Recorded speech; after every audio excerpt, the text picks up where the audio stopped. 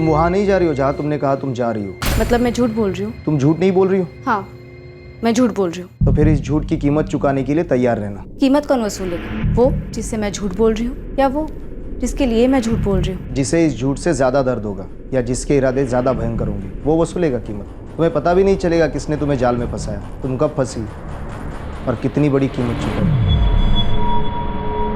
झूठ वो छल है जो बोलने वाला अपने साथ करता है लेकिन सोचता है कि वो सामने वाले के साथ कर रहा है। झूठ वो जाल है जो इंसान अनजाने में अपने लिए बिछाता है। जब इंसान अपने आप से कुछ छुपाता है तब उसे सतर्क हो जाना चाहिए, क्योंकि जब सच्चाई की दहलीज पार होती है तब झूठ का कारवां बन जाता है जिसे तकदीर बड़ी बेरहमी से लूट लेती है।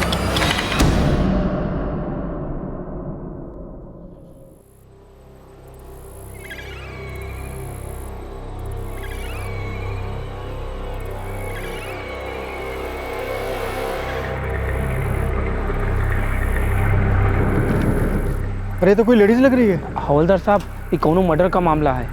मैं अपने साहब लोगों को इन्फॉर्म कर देता हूँ।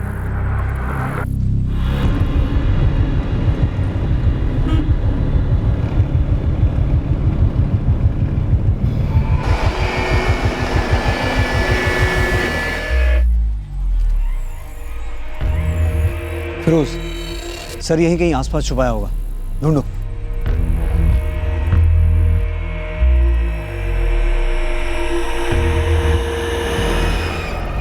सर ड्यूटी के बाद मैं तो घर लौट रहा था, फिर देखा यहाँ पे लोगों की भीड़ जमा हुई थी। साहब हम 2 नंबर से लौट रहे थे, देखा बोरी के बाहर 2 टांग, तो हम गांव गए, सबको इकट्ठा करके यहाँ चले आए। सर बोरी में से ये बुरखा और ये ताबीज निकली, लगता है वो लेडी मुस्लिम थी।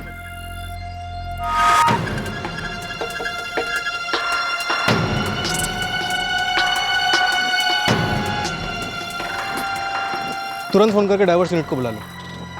सर शायद पानी में फेंका गया होगा। सर हाथ और पैरों में कंगन और पायल खींचने के निशान हैं, लगता है चोरी का मामला है। सर और धड़ अलग अलग, सिर्फ चोरी का मामला नहीं हो सकता। पर पहले सर तो मिले और औरत की शिनाख्त तो हो। शिवचरण साहब, भदोही और आसपास के गांव में पता करो, कोई जवान औरत मिसिंग है क्या? शायद मुसलमान है। जी सर, आसपास का सारा इलाका छान मारा, अब सिर्फ पानी में देखना बाकी है। डाइवर्स यूनिट को बुला लिया। इन बेवकूफ़ खूनियों को लगता है कि सर छुपाने से जुर्म छुप जाता है। इन्हें ये नहीं पता हमें एक बाल भी मिल जाए तो हम उसकी खाल निकाल सकते हैं। फिर एक बार एक सर कटी लाश, फिर एक बार विक्टिम एक औरत। इस वक्त सिर्फ इतना जान पड़ रहा था कि औरत जवान थी और शायद मुस्लिम थी।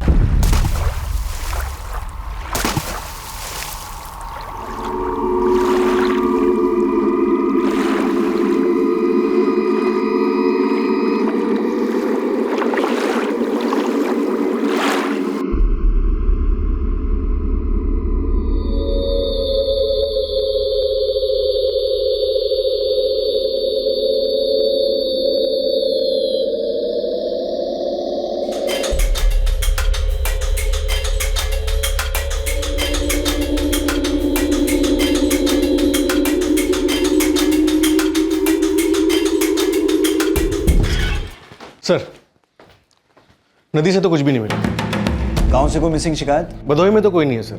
शिवचरण आसपास के गांव में पता लगा रहा है। उसे घर घर जाके चेक करने को कहो। राइट सर, फर्स्ट प्रायोरिटी मुस्लिम मोहल्लों को दी जा रही है। नहीं फिरोज, सर को धड़ से अलग किया गया है ताकि लाश पहचानी न जाए। बुरका और तावीज़ गुमराह करने के लिए भी रखे गए हो सकते हैं। हर एक मोहल्ले को टॉप प्रायोरिटी दो। Right sir.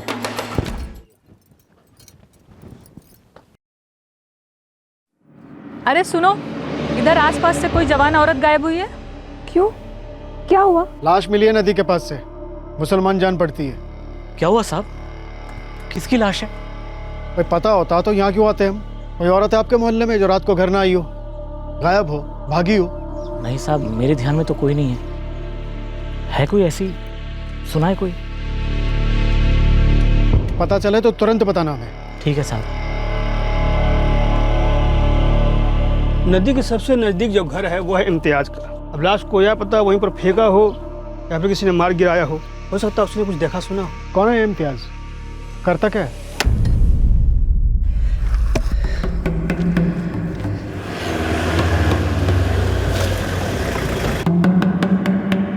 इम्तियाज। जी मालिक, मैं हूँ इम्तियाज। यहाँ 5 मिनट की दूरी पे तेरी नाक के नीचे एक लाश मिली हमें। जी मालिक, लोग ऐसा कुछ बोल तो रहे थे। यहाँ पे किसी को लाश लाकर फेंकते हुए देखा, कत्ल करते हुए देखा, या फिर सर काटते हुए देखा? नहीं मालिक, मैंने कुछ नहीं देखा, कुछ नहीं सुना। सुनने के बारे में तो मैंने पूछा ही नहीं इम्तियाज। चल बोल दे क्या सुना तूने। नहीं मतलब मैं ये बोल रहा था मालिक कि मैंने सच में कुछ नहीं सुना। ये इतनी पास में ही तो जगह है, अगर कुछ हुआ होता तो सुनाई देता, मगर कोई आवाज़ नहीं आई।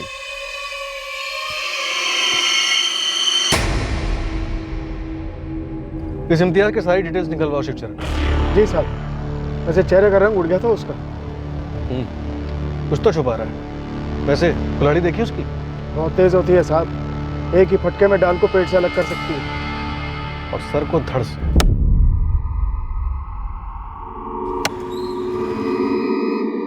जब तक सर नहीं मिल जाता, मौत का एग्जैक्ट कारण बताना बहुत ही डिफिकल्ट है इंस्पेक्टर। 24 घंटे हो गए हैं डॉक्टर, ना ही हमें इसका सर मिला और ना ही इसकी पहचान है। मैं बॉडी को विसेरा एनालिसिस के लिए भेज देता हूँ। रिपोर्ट आने में थोड़ा वक्त लगेगा, लेकिन रिपोर्ट के बावजूद सर का मिलना बहुत ज़रूरी है। मौत का मेडिकल कारण और कत्ल का क्रिमिनल कारण, दोनों के लिए सर का मिलना बहुत ज़रूरी है। सर भदोही और आसपास के 8 गांव से किसी भी जवान औरत की कोई भी मिसिंग कंप्लेंट दर्ज नहीं, ना हिंदू ना मुस्लिम ना कोई और।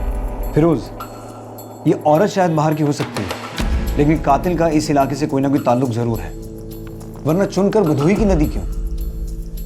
ये फोटोग्राफ्स पूरे स्टेट में सर्कुलेट करवाओ, ऑनलाइन ऑफलाइन दोनों।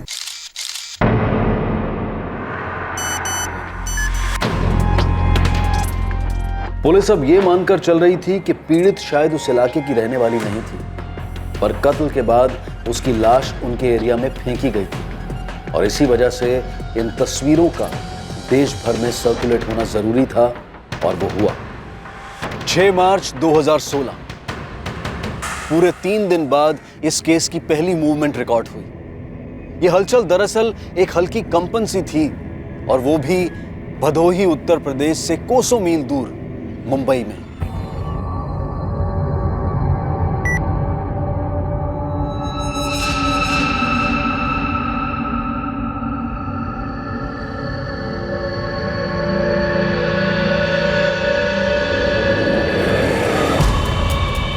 बेटा रुबीना, नानी जान कहाँ है?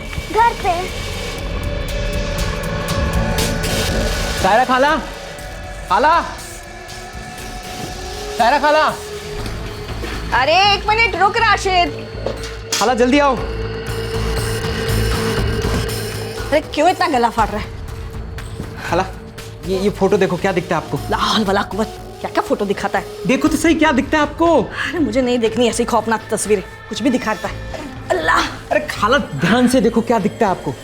देखो। बिना मुंडे की लाश है और क्या क्या दिखाते रहता है। लेकिन है किसकी? देखो ठीक से देखो। मुझे तो लगता है ये अपनी हिना की तस्वीर है। मुझे तो फुल टू डाउट है ये अपनी हिना की है, इसलिए मैं भागता भागता आपके पास आ गया।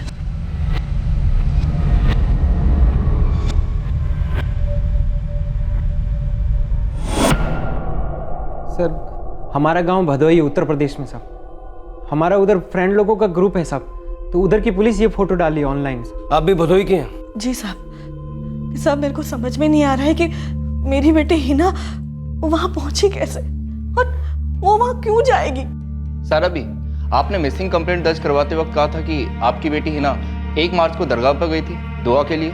घर से निकलते वक्त तो यही बता के गई थी कि मन्नत मांगने जा रही हूँ करके, फिर आज राशिद ने ये फोटो दिखाई। अपटे भदोही पुलिस को फोन लगाओ। 3 मार्च को हमें लाश मिली थी, जैसा कि आपने फोटो में देखा है, सर नहीं था धड़ पर, अभी तक मिला भी नहीं है। 2 मार्च को हिना सैयद की मिसिंग कंप्लेंट यहाँ पर दर्ज हुई थी। उसकी माँ और मौसेरे भाई को लगता है कि ये लाश हिना की है। मतलब 1 मार्च से हिना सैयद गायब है और उसकी फैमिली को पता तक नहीं कि वो भदोही आई होगी। माँ के मुताबिक हिना घर पर यह कहकर निकली थी कि वो मुंबई के दरगाह पर दुआ मांगने जा रही है।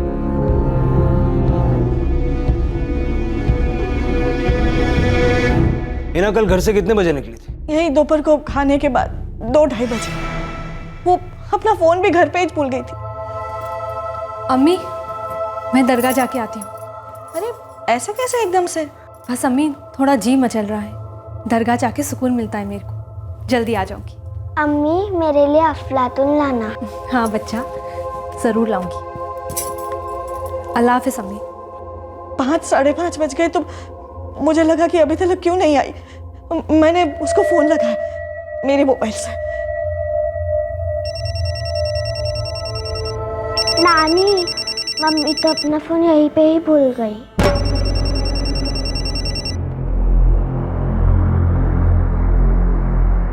हिना शादीशुदा है? हाँ, लेकिन हिना अपने शौहर अनवर से 6 महीने पहले अलग होकर मेरे यहाँ गई थी। शायद अनवर के पास लौट गई हो। अगर अनवर के पास लौट नहीं होता तो खाला से झूठ क्यों बोलती और रुबीना को घर पे अकेला क्यों छोड़ती? साहब, वो अनवर के पास नहीं गई थी। मैंने पूछा था अनवर से। हिना यहाँ क्यों आएगी? अनवर मियाँ 10 बजने को है, दोपहर को दरगाह जा रही हूँ करके निकली थी, अभी तक नहीं लौटी है। और तो और अपना फोन भी वो घर पे ही भूल गई। मेरे को नहीं मालूम हिना कहाँ है। 6 महीने में मेरी बात तक नहीं हुई हिना के साथ। रखता हूँ। वो एक बार अपना बटवा भूल सकती है पर फोन कभी नहीं भूलेगी। इस तरह पूरी पूरी रात वो घर से बाहर कभी नहीं रही। सब मुझे बहुत डर लगा। हमने दरगाह पर पूछताछ की पर कुछ पता नहीं चला। अजीब बात है कि हिना बिना किसी को बताए बदोई के लिए निकल पड़ी। अगर हिना की माँ, उसका भाई और हो सके तो उसका पति, ये तीनों बदोई आ जाएं और लाश की शिनाख्त करें तो हम दोनों का केस आगे बढ़ सकता है रानी साहब। मैं उन्हें भेजने का इंतजाम करता हूँ मिश्रा साहब। जितना जल्दी हो सके उतना अच्छा। आपको जो भी कोऑपरेशन चाहिए होगी यहाँ से बस बताते रहिए। जिसने भी ये कांड किया है बचना नहीं चाहिए।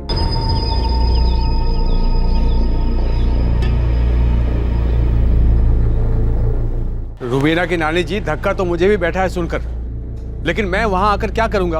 वैसे मैं भी वहां जाके क्या करूंगी? मेरी हिना को वापस तो नहीं ला सकती। सिर नहीं है तो पक्का कैसे पता वही है? इसीलिए तो तुम्हें बुलाया है पहचान करने। पुलिस वालों ने तुम्हारा नंबर भी लिया मुझसे, तुम्हें उठवाने वाले थे, लेकिन मैंने कहा रुको, अनवर को मैं बदोई लेके आती हूँ।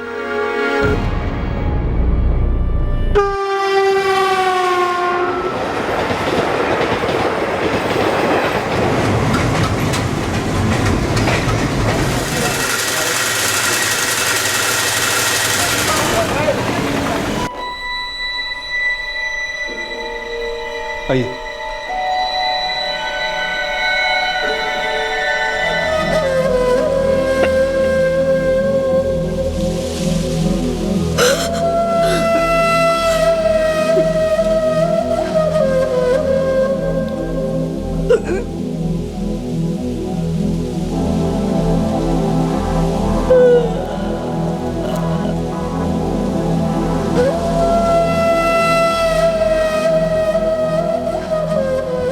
सालों पहले हिना के अब्बा सईद साहब हिना की अम्मी के साथ यहाँ बधोई से मुंबई आए थे। तो उनके यहाँ कोई रिश्तेदार तो होंगे? रिश्तेदार तब होते हैं साहब जब रिश्ते रखे जाते हैं।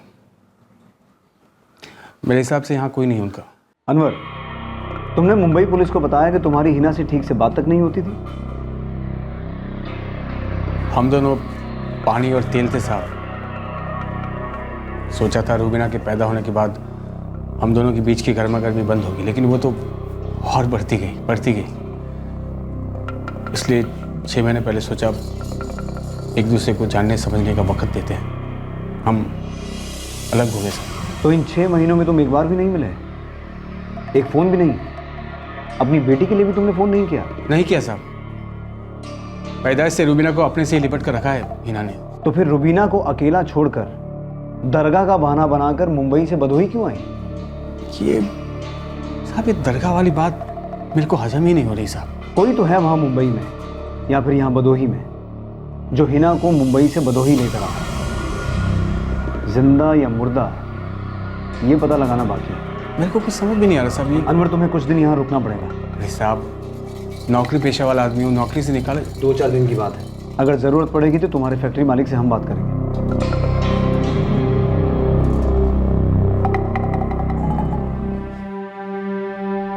नानी, अम्मी कहाँ है? सायरा जी, सवाल सीधा है, सीधा जवाब दें। क्या कातिल आपका दामाद अनवर है? बेटी को ये मैं क्या सीधा जवाब दूंगी साहब? दरगाह जा रही हूँ कह के घर से निकली थी। अम्मी, मैं दरगाह जाके आती हूँ। पता नहीं यहाँ भदोही कैसे पहुंच गई वो?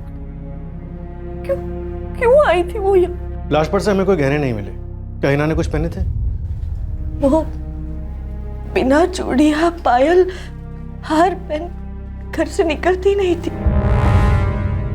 गहनों की शौकीन थी मेरी हिना। जब वो नौकरी करती थी तब काफी कुछ बनवाया था उसने। तो कहाँ है वो गहने? घर पे मेरी अलमारी में।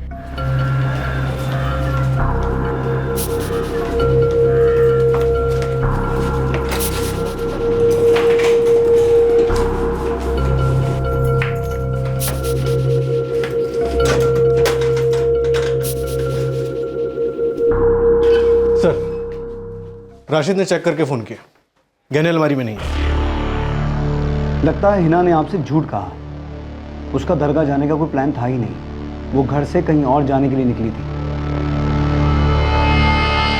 अच्छा, अगर वो यहाँ भदोही आती तो किस लिए आती?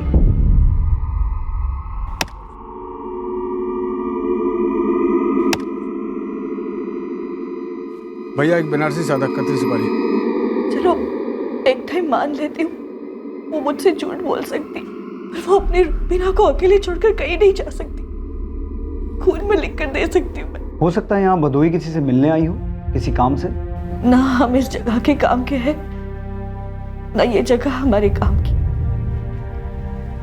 12 साल पहले हिना के अब्बू चल बसे। उसके बाद इस जगह का नाम भी हमारे घर में कभी नहीं उठा। एक बार हिना आई थी यहाँ, तब वो 8 साल की थी। बाकी कोई रिश्तेदार नहीं हमारे। सायरा जी, आपकी बेटी हिना को बहुत भयंकर तरीके से मारा गया है। उसका सर भी हमें अभी तक नहीं मिला। अब वो यहाँ खुद आई, किसी के साथ आई, या फिर जबरदस्ती लाई गई, ये सब जानने में अगर कोई मदद कर सकता है तो वो आप हैं। मैं क्या मदद कर सकती हूँ साहब? अपने शौहर को छोड़कर मेरे पास आई थी मेरी इकलौती हिना। हम ही एक दूसरे का सहारा थे, और मेरा हमारे कलेजे का टुकड़ा। सब कुछ सही तो चल रहा था, फिर वो यहाँ क्यों आई? मुझसे झूठ क्यों हो रही वो? सर, गर्दन से नहीं बल्कि कंधे से काटा गया है। यस डॉक्टर, ये मैंने भी नोटिस किया था। और इसी वजह से हमें पोस्टमार्टम करने में बहुत डिफिकल्टी आ रही है। अगर कोई अंदाज़ा लगाना हो तो क्या कहेंगे आप? बहुत हाई चांसेस हैं कि इनका सर काटने से पहले इनका गला घोटा गया था। ये यहाँ आई कैसे? खुद आई, लाई गई, जिंदा थी या मुर्दा? बहुत से सवाल हैं, लेकिन कोई भी ठोस जवाब नहीं आ रहा है सामने। एक सर कटी लाश की बिना सर मिले आइडेंटिफिकेशन हो गई थी, लेकिन मौत का कारण अभी तक सामने नहीं आया था। और ये बात भी अंधेरे में थी कि आखिरकार हिना अपनी मां से झूठ बोलकर अपने सारे गहने लेकर कहां के लिए निकली थी। क्या वो किसी के साथ निकली थी, और क्यों?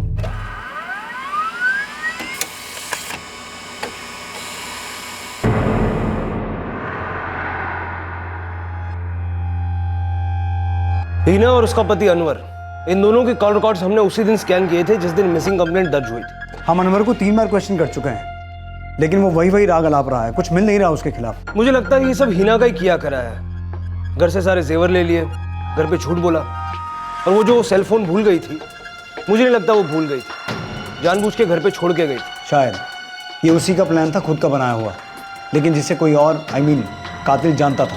हमारे खबरी अनवर की हिस्ट्री खोद रहे हैं, अब तक बस मिट्टी मिट्टी मिली है। हम यहाँ खुदाई शुरू करते हैं, देखते हैं यहाँ की मिट्टी में ऐसा क्या है और कौन है जो इतने सालों बाद हिना सैयद इसी मिट्टी को लौटी।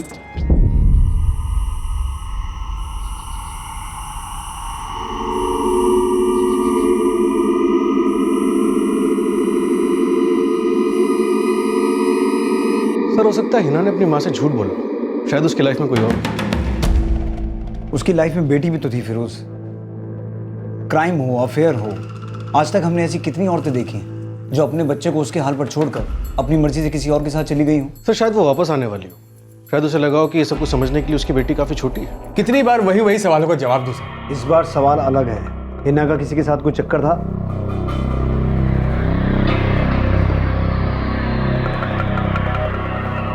आपको कुछ पता चला है? अनवर, सवाल हम कर रहे हैं, जवाब तुम्हें देना है। अगर था कोई चक्कर उसका तो मैं अभी सुन रहा हूँ आपके मुंह से साहब। तुम दोनों के बीच अनबन की क्या वजह थी?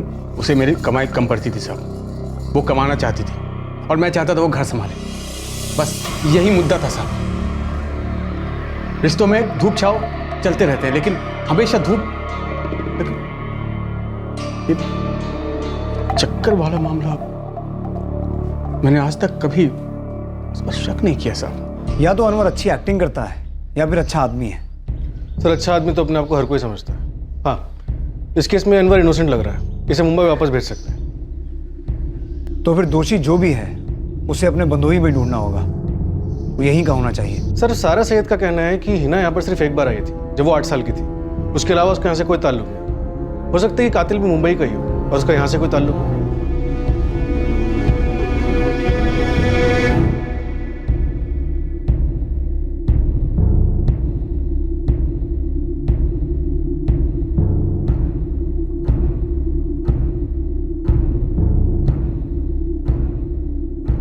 भदोही और उसके आसपास के गांव में पता करो। हाल फिलहाल में कोई मुंबई से आया है? जी सर। कोई ना कोई जरूर होगा जिसका मुंबई से कोई ताल्लुक है, और हिना सैयद से भी।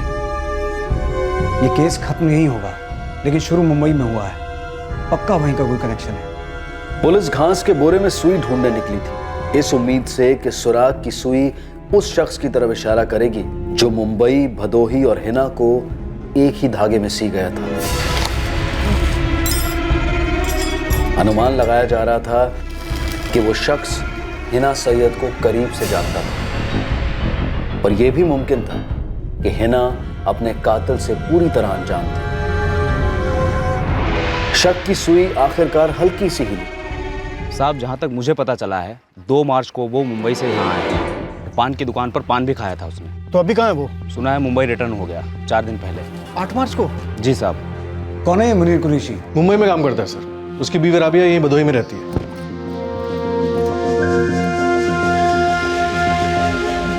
शिवचरण, क्या काम करता है मुनीर कुरैशी? सर, किसी किस्म का हकीम है, छोटा सा। यूनानी दवाइयां बनाकर बेचता है।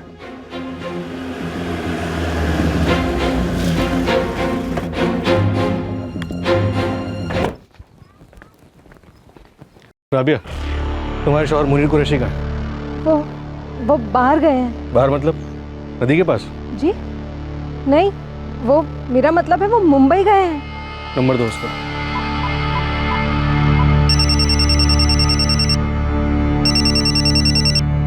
हेलो, गुरबत नगर भदोही से इंस्पेक्टर कपिल मिश्रा बोल रहा हूँ। हाँ जी, बोलिए। आप भदोही के किसी मुनीर कुरैशी को जानती हैं? Munir Qureshi? The number you are trying to call is currently switched. इसका फोन स्विच ऑफ क्यों आ रहा है? मैं नहीं जानती। क्यों? हिना सैयद को जानती हो? मुझे नहीं पता। कौन है हिना सैयद? हिना मुंबई की रहने वाली औरत। उसकी सर कटी लाश हमें यहाँ मिली थी। साहब, मैं सचमुच नहीं जानती कौन है ये औरत। देखो राबिया, एक बात कान खोलकर सुन लो। अगर तुमने मुनीर को ये बताने की कोशिश की कि हम यहाँ आए थे, उसे ढूंढ रहे थे, तो तुम दोनों के साथ बहुत बुरा होगा। कहीं आप वो यूनानी हकीम मुनीर कुरैशी के बारे में तो नहीं पूछ रहे? जी हाँ, वही। दरअसल हम यहाँ बम्बई में उन्हीं से दवाई लेते हैं। हिना भी लेती थी?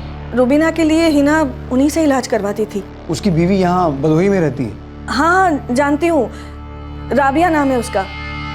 लेकिन बात क्या है?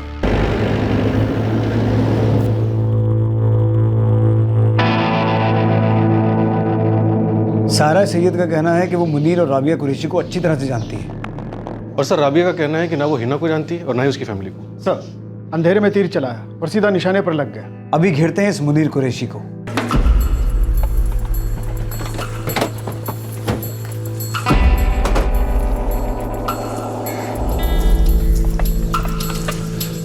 ये हकीम साहब आए नहीं आज? मुनीर भाई एक अरसे से दिखे नहीं है साहब। रहता कहाँ ये मुनीर कुरैशी? वो तो मालूम नहीं साहब, लेकिन दुकान में आते जाते वक्त सलाम दुआ हो जाता है, आगे कुछ नहीं साहब। मुझे नहीं मालूम मुनीर कुरैशी कहाँ रहता है। मैं जब भी उससे मिली हूँ दवाखाना में ही मिली हूँ। वैसे ताल्लुक क्या है मुनीर का? अभी पक्का नहीं है, पर हमें शक है उस पर। क्यों? कैसे? 2 मार्च को मुनीर भदोई में देखा गया, 3 मार्च को आपकी बेटी की लाश मिली भदोई में, 8 मार्च को आप भदोई पहुंचे और उसी दिन मुनीर रवाना हुआ मुंबई के लिए। तो समझिए आप। मुनीर कुरैशी मेरी हिना। और सुनिए, 1 मार्च को आपकी बेटी हिना घर से ये कहकर निकली थी कि वो दरगाह जा रही और फिर गायब हो गई। और 1 मार्च से ही इस मुनीर का दवाखाना बंद है लगातार। ये जो कुछ भी है इत्तेफाक नहीं है। राबिया ने तो हमें एक ही नंबर दिया है जो हमने आपके साथ शेयर किया। ठीक है, हमने उस फोन को सर्वेलेंस पर तो डाल ही दिया है, उसके सारे रिकॉर्ड्स भी निकलवाते हैं। मुझे डाउट है कि वो अपना फोन स्विच ऑन करेगा। अभी नहीं करेगा तो कभी ना कभी तो करेगा। नजर में आया है हमारी, पकड़ में आते देर नहीं लगेगी। यहाँ हमने भी उसके घर के बाहर 24 घंटे नजर रखवाई है, कहीं लौटा तो वहीं दबोच लेंगे। 2 अलग-अलग राज्यों की 2 अलग-अलग पुलिस टीम्स ने संदिग्ध मुनीर कुरैशी को पकड़ने के लिए जाल बिछा दिया था। दोनों राज्यों की पुलिस टीम्स को इस बात पर यकीन था कि हिना सैयद के कत्ल के पीछे मुनीर कुरैशी का हाथ है, लेकिन दोनों टीम्स इस बात से अनजान थी कि हकीम मुनीर कुरैशी का ट्रीटमेंट एक तीसरी टीम ऑलरेडी शुरू कर चुकी है। वो मुंबई क्राइम ब्रांच के हाथ लग चुका था। वो मेरी बीवी क्या है साहब? तेरी बीवी कहाँ है मुनीर? गांव में साहब, भदोई उत्तर प्रदेश। सीधा सीधा बोलेगा ना तो बचेगा। अगर हमने इलाज करना शुरू किया ना तो बचने की कोई उम्मीद नहीं है। बहुत गलत हकीमों के हत्थे लगाए तू। एक दिन पहले मुनीर कुरैशी क्राइम ब्रांच के हाथ लग गया था।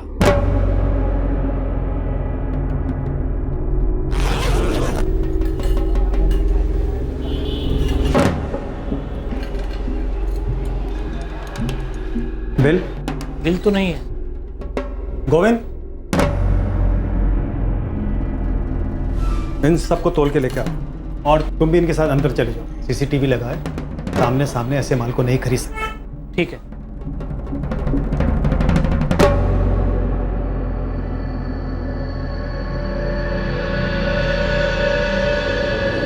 हेलो इंस्पेक्टर साहब। एक अलग ही चोरी के गहनों के केस के सिलसिले में सारे जौहरियों को अलर्ट किया गया था।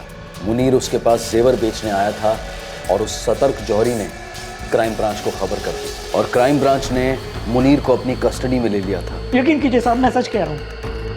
वो गहने वाकई में मेरी बीवी राबिया के साथ, मैं सच कह रहा हूँ साहब। रावले, भदोई थाने फोन लगाओ और कहो कि मुनीर कुरैशी की बीवी राबिया कुरैशी को अभी कभी उठवाएं। Sir, Munir Mumbai crime branch की कस्टडी में। कैसे? मुंबई में चोरी के गहने बेचते हुए पकड़ा गया। वहां से फोन आया कि राबिया को क्वेश्चनिंग के लिए बुलाया जाए। कुछ और बताया उन्होंने? नहीं सर, पर मैंने उन्हें बताया कि हम लोग मुनीर को एक मर्डर केस में ढूंढ रहे हैं। हो सकता है मुनीर जो जेवर बेचने की कोशिश कर रहा था वो हिना सैयद के हों।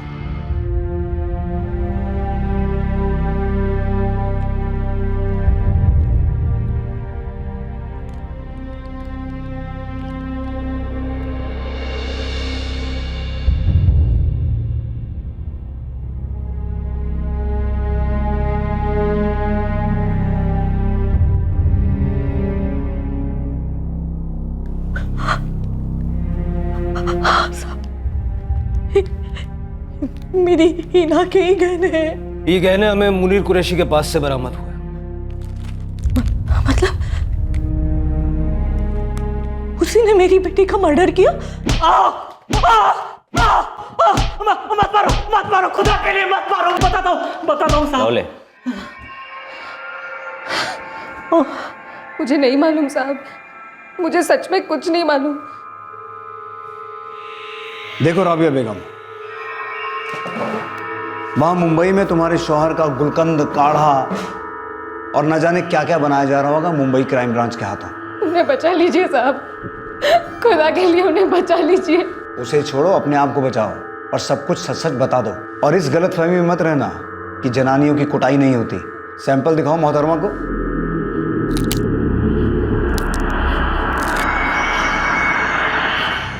बहुत बड़ी गलती कर गया मैं,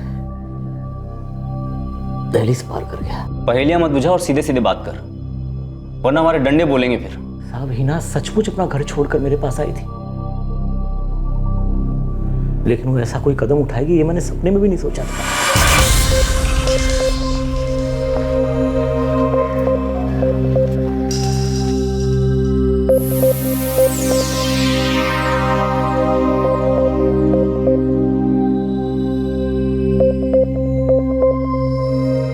हिना पहले तो मुनीर के पास दवाएं लेने आती थी, पर धीरे धीरे इलाज हिना के अकेलेपन का होने लगा। अनवर से अलग होने के बाद हिना और मुनीर के बीच एक रोमांटिक रिश्ता रूप लेने लगा था।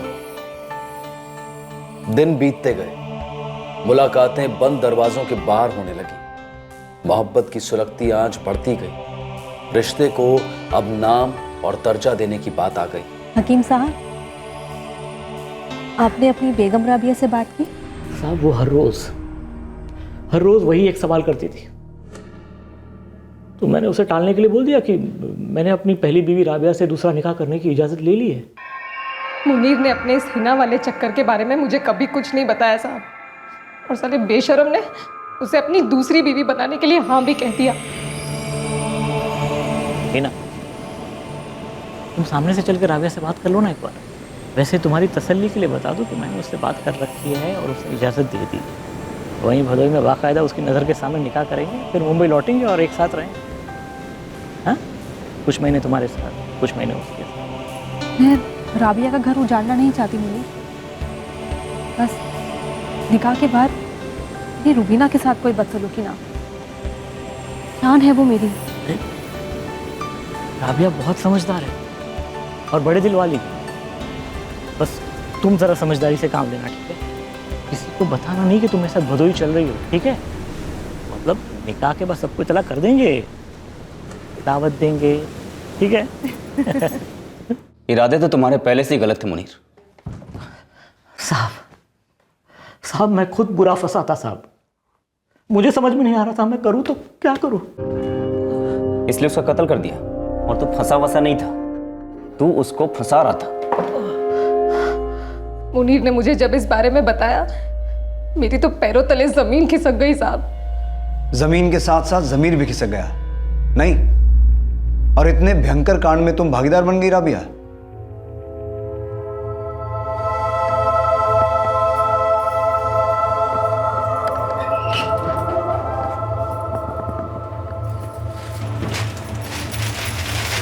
हिना मुनीर की बातों में आ गई। उसने अपनी मां तक को अपने प्लान के बारे में नहीं बताया था। धीरे धीरे अपने कपड़े और चीजें वो थोड़े थोड़े करके मुनीर के पास छोड़ती आई थी। और फिर आया 1 मार्च का दिन।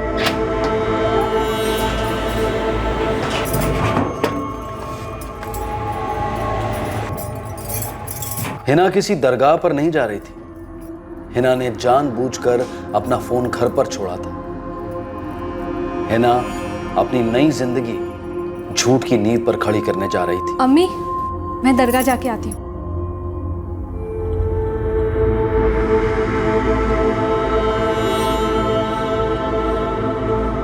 और उसी दिन 1 मार्च को हिना सैयद मुनीर कुरैशी के साथ भदोही जाने के लिए रवाना हुई। मुझे नहीं मालूम था कि मुनीर घर आ रहा है।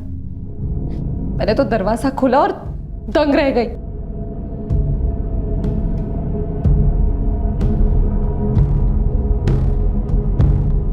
कब दी मैंने तुम्हें इजाजत? हाँ, पागल कुत्ते ने काटा है मुझे जो मैं सौतन को हाँ कहूँ? राबिया बहन क्या कह रही है? ओए बहन की बच्ची, शर्म कर। अच्छा खासा शौहर तो संभाल नहीं पाई तो दूसरों के घोंसलों में आग लगाने चली है।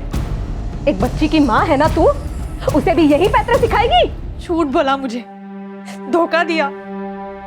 हिना, संभालो अपने आप को और देखो खुदा के लिए होश में आओ।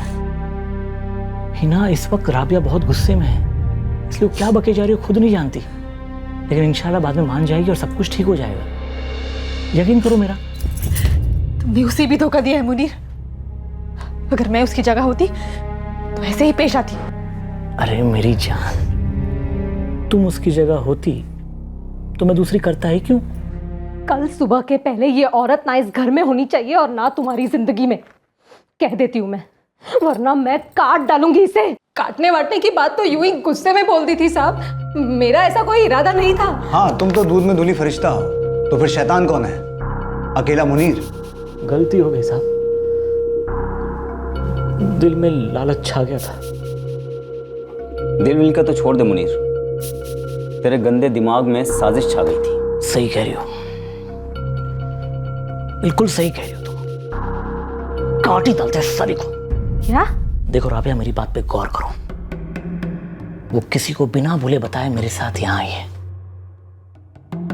यहां तक कि अपना मोबाइल फोन भी यहाँ नहीं लाई। मतलब उस तक पहुंचना किसी का भी नामुमकिन है। हम उसे पहुंचा देते हैं, फिर हम तक पहुंचना भी लोगों का नामुमकिन होगा। क्या बात कर रहे हो तुम? कम से कम 1 से 1.5 लाख के गहने वो अपने साथ लाई है। जरा सोचो, वो सारे गहने हमारे होंगे, तुम्हारे होंगे। सोचो।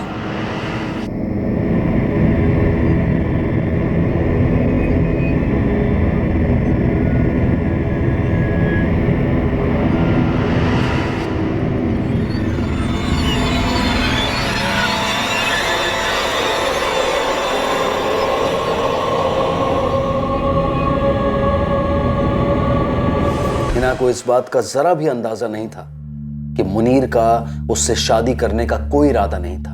राबिया ने अपने मासूम होने की बहुत दलीलें दी, पर मुनीर के कबूलनामे ने उसकी दलीलों को खोखला साबित किया। उसके हाथ भी उतने ही रंगे हुए थे जितने कि मुनीर के। हिना की मां इस बात को हजम नहीं कर पा रही है कि हिना ने जिंदगी के इतने बड़े फैसले के बारे में उससे झूठ क्यों बोला। भरोसे की दहलीज पार करके इतने भयंकर जाल में कैसे फंस गई।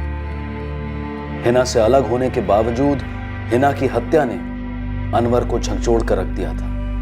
इम्तियाज का इस जुर्म से कोई लेना देना नहीं था, बस वो डर की गिरफ्त में था कि उसके घर के पास इतना भयंकर कांड हुआ था।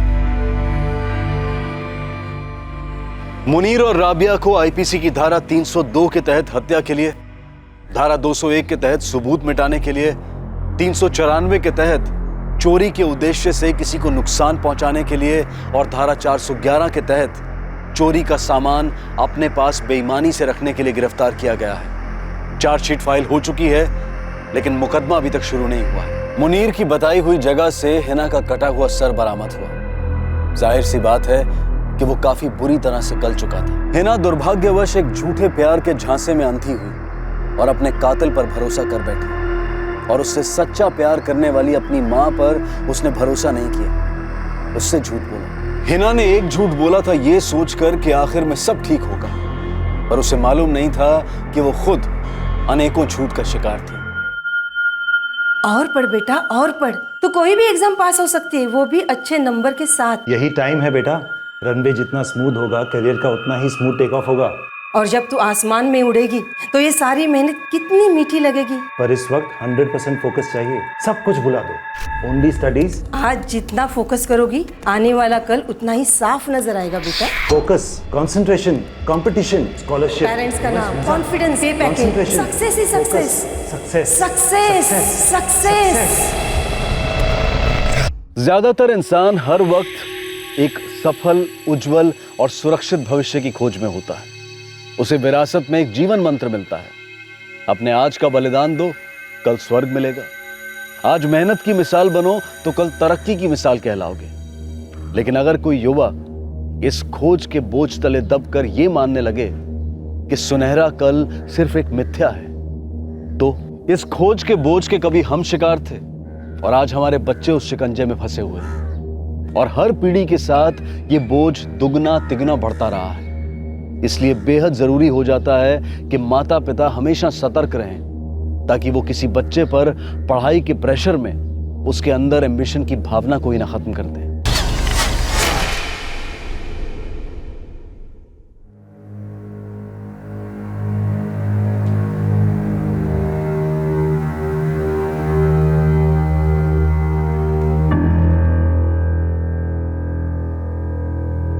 कॉन्ग्रेचुलेशंस बेटा, कॉन्ग्रेचुलेशंस। तुमने हम सबका सर ऊंचा कर दिया है। यू डिड इट बेटा, you did it. Varsha, celebrate करते हैं। सबके लिए आइसक्रीम मंगवाओ। आई, मैं मंगाती हूँ। हाँ।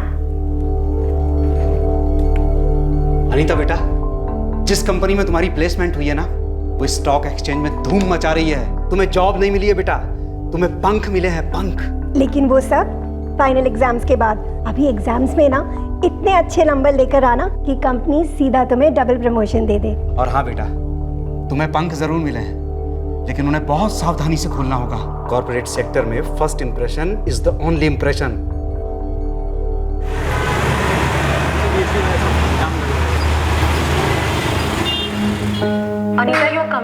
मैड। 600 लोगों के कैंपस इंटरव्यू हुए थे, 12 सिलेक्ट हुए और तू उनमें से एक है। और कह रही है मन नहीं कर रहा जॉब ज्वाइन करने का। यार इसकी बातें ना मुझे कभी समझ में नहीं आएगी। आई मीन सेमेस्टर के हर एग्जाम में टॉप 3 में आई है, इतनी अच्छी कंपनी में उसे प्लेसमेंट मिली है, और ये एक ही जॉब लेके सेट होने की बजाय यहाँ पे ऐसे सर पे पत्थर लेके घूमती है। जिस VNG सोल्यूशन में मेरी ड्रीम प्लेसमेंट हुई है, सुना है वहाँ का पैकेज 10 लाख पर एनम है, और जो मुझे ऑफर हुआ है वो 4.5 लाख है। 4.5 लाख तुझे कम नजर आ रहे हैं? ये कुछ और नहीं, बस हमारे जख्मों पे नमक छिड़क रही है। एग्जैक्टली। तुझे लाइफ में चाहिए क्या? मुझे वो सारी चीजें चाहिए, और सिर्फ वही चीजें चाहिए जो ना मुझे कभी मिली और ना कभी मिलेंगी। हम दोनों ने तुझे कभी समझ नहीं पाएंगे। चलो मैं जा रही हूँ, बाय। अनीता जो चाहती थी वो सभी की समझ के बाहर था, क्योंकि वो खुद नहीं समझ पा रही थी, अपने आप को कह नहीं पा रही थी कि उसे वाकई में जिंदगी से क्या चाहिए। आई, तुम और बाबा रेडी रहो, मेरे ग्रेड्स गिरने वाले हैं। तू ऐसा क्यों बोल रही है? पता नहीं आई, ऐसे ही लगा मुझे। तुझे ना थोड़ा डर लग रहा है, पर बेटा ये तो अच्छा वाला डर है। ऐसी थोड़ी घबराहट, थोड़ा डर फोकस करने के लिए ना अच्छा होता है। और तुझे कोई किताबें वगैरह चाहिए तो बता देना, तेरे बाबा लेकर आएंगे। नहीं आई, कोई किताब नहीं चाहिए। आई, अगर ग्रेड्स गिर गए तो? ऐसे कैसे गिरने देंगे? आज तक कभी गिरे हैं क्या? तो ये तो फाइनल एग्जाम्स है। देख, अब पूरा खाना बनाने के बाद कोई तड़का खराब करता है?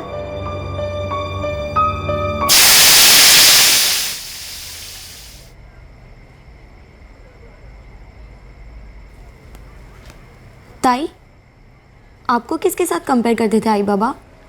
आत्माराम काका की मालिनी से। और फिर जब मेरे ग्रेड्स बढ़े तब कंपैरिजन बंद हुआ। मतलब मेरा तो कोई चांस ही नहीं है, क्योंकि मेरे ग्रेड्स तो तुम्हारे जैसे आने से रहे। लाइफ भर सुनने को मिलेगा, अपनी ताई को देख, अपनी ताई से सीख।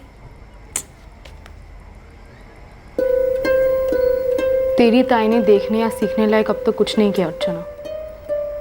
ओहो, मॉडेस्टी की भी हद होती है। लगातार A+, वो भी हर सेमेस्टर में। यार अब इससे ऊपर कहाँ जाओगी? ऊपर या नीचे तो नहीं पता, पर कहीं ना कहीं तो जाना है मुझे। देवा रे देवा, फिर से कॉन्सेंट्रिक सर्कल्स में बातें। ये तेरे जैसी इतनी फोकस्ड लड़की इतनी कंफ्यूज्ड बातें कैसे कर सकती है, और कर क्यों रही है? एक हफ्ते बाद अनीता का फोटो सोशल नेटवर्किंग साइट्स और ग्रुप्स में वायरल हो गया। अनीता गायब हो गई थी।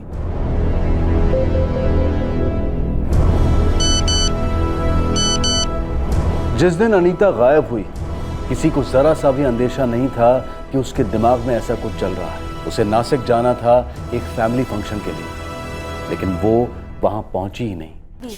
हाँ तो नहीं, T-Max है ना, यूलॉक ट्रेडमिल, उसको फिर अनीता बेटे, जी पापा। 2 बजे के बाद की बस पकड़ोगी तो पहुंचते पहुंचते रात हो जाएगी। नहीं, मैं 12:30 की बस पकड़ के जा रही हूँ। मैं ऑफिस जा रहा हूँ, घर को अच्छे से लॉक कर देना। Bye Deepa, bye Khushi. Bye uncle. अरे हाँ अनीता, वो जो तुम्हें इंटर्नशिप का चेक मिला था वो तुमने डिपॉजिट कर दिया? नहीं, मैं बस स्टैंड जाने से पहले कर दूँ। भूलना नहीं। हाँ बाय बाय। क्या यार अनीता, 3 दिन बाद एग्जाम्स है और तू ये शादी वादी अटेंड कर रही है? हाँ यार, और वो भी पूरा 1 दिन रहेगा। नासिक जाना है। 2, मैं परसों वापस आने वाली हूँ। माना तो स्कॉलर है, but this is too much यार। मजबूरी है खुशी, और अर्चना का कोई ड्रेस सिल कर आने वाला है, वो भी जाते हुए पिकअप करना है। नहीं की तो टूट पड़ेगी मुझ पर। चलो एनीवे, ये वाला चैप्टर फिनिश करते हैं, मुझे 11:30 बजे निकलना है। अनीता की किसी भी बात से ऐसा नहीं लग रहा था कि उसके मन में कुछ और चल रहा था। मैं ऑफिस में था सर। तकरीबन 3:30 बजे मैंने अनीता को फ़ोन किया। The number you have called is currently switched off. Please try again later. मुझे लगा शायद बस घाट एरिया में होगी, नेटवर्क नहीं होगा। दोनों फ़ोन स्विच ऑफ आ रहे थे सर। फिर 7 बजे शाम को मैंने फिर फ़ोन किया। नहीं लगा। वर्षा मेरी मिसेस को फोन किया। वर्षा लेकिन उसने 12:30 बजे की बस पकड़ी थी। तो वो अब तक पहुंची क्यों नहीं? और उसके दोनों नंबर्स भी नहीं लग रहे। हाँ, वो अपने मोबाइल कभी स्विच ऑफ तो करती नहीं है, वो भी दोनों एक साथ। सुनिए, मुझे ना कुछ ठीक नहीं लग रहा। तू टेंशन मत ले, मैं घर जाकर देखता हूँ। पढ़ाई की टेंशन में वो निकली नहीं होगी, जॉइंट स्टडी में लगी होगी।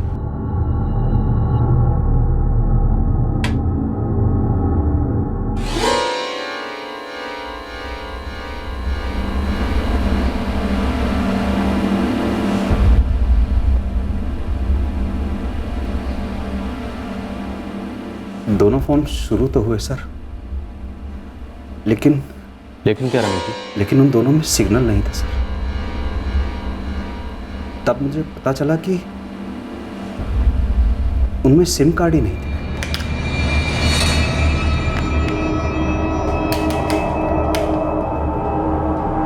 मैं डर गया, मनहूस सी फीलिंग हुई। तब मुझे वो लेटर मिला।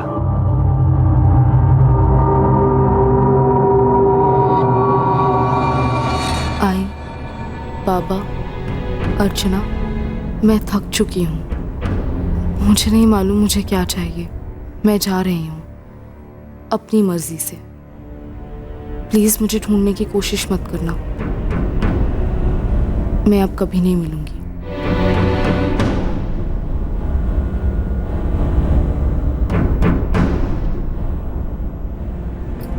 आई, क्या हुआ? सब ठीक है ना?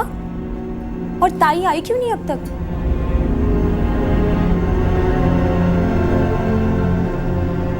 उसने लेटर में लिखा है कि वो अपनी मर्जी से जा रही है। तो क्या आपके घर में ऐसा कुछ हो रहा था जो उसकी मर्जी के खिलाफ था? सर ऐसा कुछ नहीं है। मेरी भतीजी अनीता इंजीनियरिंग के फाइनल ईयर में पढ़ रही थी, टॉपर रही है वो। और तो और 2 दिन के बाद उसका फाइनल एग्जाम शुरू होने वाला है। कैंपस सिलेक्शन में अच्छी टॉप कंपनी में रिक्रूट हो चुकी है। सच बताऊं तो सर, अनीता जैसी सीधी और सुलझी हुई लड़की ढूंढ के भी नहीं मिलेगी। लेकिन अगर अनीता जैसी पढ़ी लिखी और सुलझी हुई लड़की ये लिख कर जाती है कि मैं अपनी मर्जी से जा रही हूँ, मुझे ढूंढने की कोशिश मत करना, मैं नहीं मिलूंगी, तो उसकी कोई तो वजह रही होगी। सर, अनीता के दोनों नंबर्स की डिटेल्स अगले आधे घंटे में हमारे पास होंगी। मैंने उस बैंक से ही बात की जहाँ वो अपने इंटर्नशिप का चेक डिपॉजिट करने वाली थी। वो जो तुम्हें इंटर्नशिप का चेक मिला था वो तुमने डिपॉजिट कर दिया? नहीं, मैं बस स्टैंड जाने से पहले कर दूंगी। सर, बैंक ने डिपॉजिट हुए चेक्स में ढूंढा है, अनीता का चेक डिपॉजिट हुआ है। बैंक सीसीटीवी फुटेज भेज रही है। कहीं ऐसा तो नहीं हुआ ना कि उसने चेक डिपॉजिट किया, नासिक की बस पकड़ी और उसके बाद कुछ हुआ? रमेश जी, हम आपकी बेटी को ढूंढने की पूरी कोशिश करें, लेकिन हम और आप इस बात को नहीं भुला सकते कि लड़की बालिग है और अपनी मर्जी से घर से गई। जाने से पहले दोनों फोन से सिम कार्ड निकाल के गई, और सबसे बड़ी बात, लेटर छोड़कर गई। अनीता बालिग है, लेकिन नादानी में कुछ कर बैठी है। कहीं किसी मुसीबत में ना फंस जाए। आप बेफिक्र रहिए, हम अभी अपना सर्च ऑपरेशन लॉन्च कर देंगे। गायब गुमशुदा अनीता के लिए एक बड़ी खोज शुरू हुई। अनीता अपनी जिंदगी में क्या मिस कर रही थी, क्या खोज रही थी, ये किसी को मालूम नहीं था। और शायद उसके लक्षण इशारे के रूप में हर जगह थे, लेकिन किसी में उन्हें पढ़ने की क्षमता नहीं थी। और अब जब अनीता ओझल हो गई थी तो उसके बारे में कई सवाल बरस रहे थे जो जवाबों के लिए तरस रहे थे। सर, हम लोग करीब 10:30 बजे अनीता के घर से निकल गए थे। सर, हमने ग्रुप स्टडी की थी रात को। सर, हमने अनीता से कहा भी कि अगर हो सके तो वो नासिक ट्रिप अवॉइड करे। क्यों? क्योंकि सर 2 दिन में हमारी फाइनल एग्जाम्स है। और सर, अनीता ने कहा कि उसे जाना ही पड़ेगा। सॉरी यार, जाना ही पड़ेगा। लास्ट मोमेंट पे बैकआउट नहीं कर सकती। अरे यार, अच्छा छोड़, जब तू वापस आएगी तो मुझे कॉल कर, हम तीनों मेरे घर पे ग्रुप स्टडी करते हैं। और अब जा ही रही है ना तो चल, अब शादी में जा रही है, एंजॉय करना। आप तीनों फर्स्ट ईयर से साथ में? हाँ सर, बेस्ट फ्रेंड्स है। क्या अनीता पिछले कुछ दिनों से किसी बात को लेकर परेशान थी या उदास थी? उदास नहीं सर, लेकिन थोड़ी खोई खोई सी रहती थी वो। रीजन नहीं पता सर। पेरेंट्स के साथ कोई इशू?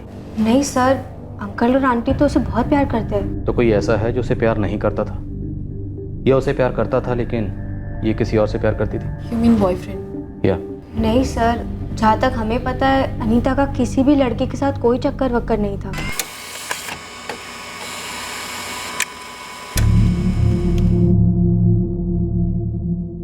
अरे कल दोपहरपर्यंत घरी होती, 11:30 तक यहीं थी, बाद में निकल गई।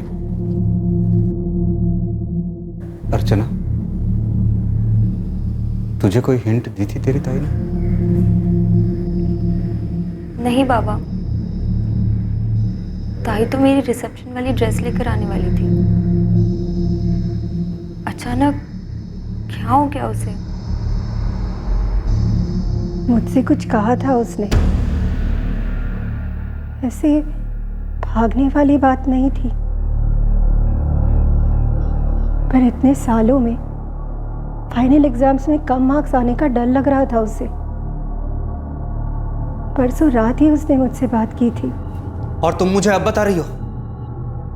कहा क्या था अनीता ने तुमसे? सर, अब अनीता ने कहा था कि वो इतनी प्रेस्टिजियस प्लेसमेंट से खुश नहीं है, पता नहीं क्यों। सिर्फ प्लेसमेंट से ही नहीं सर, हर चीज़ को लेकर वो थोड़ी सैड सी रहती थी। कभी खुलकर हंसते हुए नहीं देखा हमने उसे।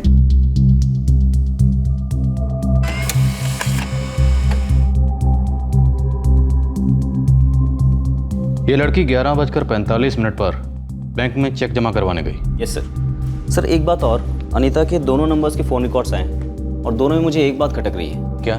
यही सर कि पिछले एक हफ्ते में अनीता ने सिर्फ कॉल्स रिसीव किए हैं, किसी को भी कॉल्स किए नहीं है। ये लड़की शायद एक हफ्ते से घर से भागने के बारे में सोच रही थी। यह हो सकता है उससे काफ़ी पहले से ये ख्याल उसके दिमाग में पक रहा था और इस हफ्ते उबाल पर आया। सर लेकिन अगर ये खुद से होकर गई है तो इसको ढूंढना काफ़ी मुश्किल होगा। जानता हूँ ढूंढना मुश्किल होगा, लेकिन भोसले, हम ये सोचकर हाथ पे हाथ रख के तो नहीं बैठ सकते ना कि खुद से कहीं गई है। Right sir.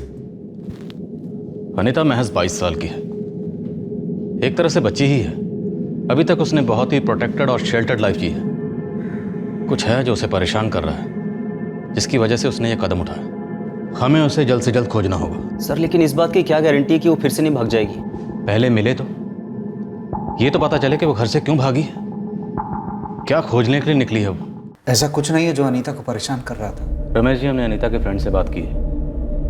उन्हें लगता है कि अनीता कुछ उदास सी है। उन्हें ये तो नहीं लगता कि उसका कोई बॉयफ्रेंड है, लेकिन फिर भी मैं आपसे पूछ रहा हूँ, क्या कोई ऐसा है जिसे आप अपोज कर रहे थे और उसके साथ अनीता घर से भाग गई? ये कैसी बातें कर रहे हैं आप? अनीता ऐसी लड़की है ही नहीं कि वो किसी के साथ घर से भाग जाएगी। अरे इन सब चीजों के लिए उसके पास टाइम ही कहाँ है? उसका तो हर एक मिनट बहुत कीमती है। वो अपना सारा समय, सारा फोकस, सारी एनर्जी सिर्फ पढ़ाई में ही लगाती है। इसीलिए तो इतने अच्छे रिजल्ट्स आते हैं उसके, हमेशा टॉपर, A+। अभी फाइनल एग्जाम्स खत्म नहीं हुए हैं, लेकिन फिर भी इतनी बड़ी कंपनी से उसे जॉब ऑफर आ चुका है। उसका सब कुछ प्लान किया हुआ है। 2 साल का वर्क एक्सपीरियंस, फिर एक टॉप इंस्टीट्यूट से MBA, फिर 4 साल जॉब और फिर शादी। ये प्लान अनीता ने खुद बनाया या आप दोनों ने उसके लिए बनाया? सर आप बात को किसी और दिशा में ले जा रहे हैं। मेरे दादा और बहनी ने बच्चों के लिए क्या कुछ नहीं किया है। सर, इस घर में सब मिलजुल कर फैसले करते हैं और वो फैसले सबके अच्छे के लिए होते हैं। आप लोग पहले नासिक में रहते थे? जी हाँ, पर जब अनीता का एडमिशन इंजीनियरिंग में हो गया था तो हम दोनों ने मुंबई में ट्रांसफ़र ले लिया था और ये आसान नहीं था सर। दोनों बच्चे कभी ये कह नहीं सकते कि उनके फ्यूचर के लिए हमने कोई कुर्बानियां नहीं दी।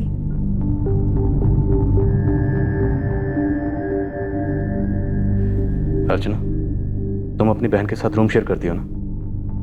क्या तुम्हारी ताई ने कभी तुम्हें कुछ बताया, कोई खास बात? तुमने कभी कुछ देखा हो या सुना हो, कोई फ़ोन कॉल, कोई लेट नाइट SMS या ऑनलाइन एक्टिविटी? नहीं सर, मैंने कभी कुछ सुना या देखा नहीं, क्योंकि बॉयफ्रेंड जैसी कोई बात थी ही नहीं। तो फिर कैसी बात थी? कायगा अर्चना? अर्चना बोलो। मुझे बस कभी कभी महसूस होता था। क्या? यही कि कुछ तो बात है जिसके कारण ताई अक्सर पहेलियों में बातें करती है, बातों को अधूरा छोड़ती है, जैसे वो खुद किसी सवाल का जवाब खोज रही हो। क्या वो रिहाई खोज रही थी? आप कहना क्या चाहते हैं? ये घर पिंजरा है? सर मैं सिर्फ पता लगाने की कोशिश कर रहा हूँ कि क्या आपकी बेटी के दिमाग में ऐसा कोई प्रेशर था जिससे वो आज़ाद होना चाहती थी। रमेश जी, कुछ सलाखें दिमाग में होती जिन पर प्रेशर का ताला लगा होता है। प्रेशर के नीचे कमज़ोर बच्चे अपने घुटने टेकते हैं। हमारी अनीता प्रेशर को चीरते हुए आगे निकल चुकी है, इसलिए घर से निकल गई। कुछ तो बात होगी, कोई वजह होगी ना। उसने खत में लिखा है कि वो थक गई थी, किस बात से थक गई थी?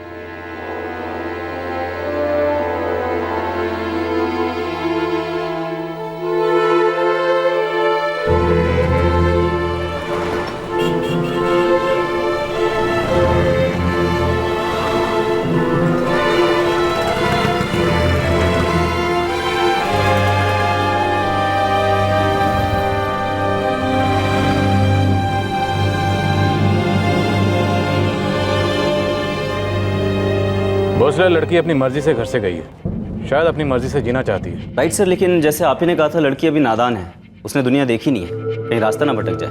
नहीं भोसले, वो हम होने नहीं देंगे। रास्ते की रखवाली हम करेंगे, हम उसे भटकने नहीं देंगे। अजीत, अनीता ऐसे हमें छोड़कर क्यों जाएगी? कहती है ढूंढना मत। किस चीज से थक गई थी वो? ऐसा क्या खोजने गई है जो हम नहीं दे सकते? दादा, या तो पुलिस वाले उसे खोज निकालेंगे और नहीं तो वो खुद अपनी खोज छोड़कर वापस लौट आएंगे। आप टेंशन मत।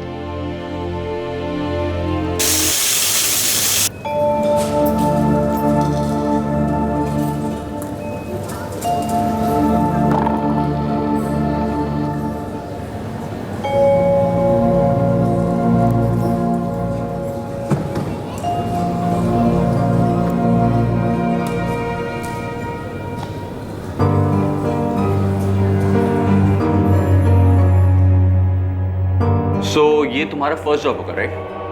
Yes sir. 12 घंटे की शिफ्ट होती है यहाँ, सुबह 11 बजे से रात 11 बजे तक। सो मैं रेडी हूँ सर। और सभी फ्रेशर्स 6000 पर मंथ सैलरी से स्टार्ट करते हैं। So is that okay? Okay by me sir. तो तुम सर्विस काउंटर पे स्टार्ट करोगी और उसके बाद let's see how you perform. Sure. तो कल मॉर्निंग से स्टार्ट करें? Yes sir. All the best. Thank you. Is there also? Yes.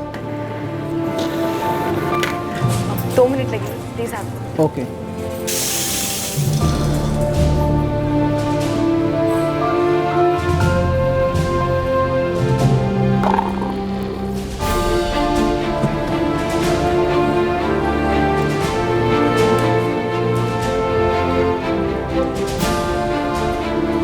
क्या अनीता को वो मिला जो वो खोज रही थी? दूसरी तरफ उसकी सहेलियां, उसकी छोटी बहन और उसके माता पिता एक ही सवाल का जवाब खोज रहे थे। आखिरकार अनीता उन सबको ऐसे क्यों छोड़कर चली गई? वो सभी उस तक पहुंचना चाहते थे, उसकी परेशानी को समझना चाहते थे, उसकी मदद करना चाहते थे। और दूसरे दिन पुलिस को इस बेहद सेंसिटिव केस का पहला सुराग मिला।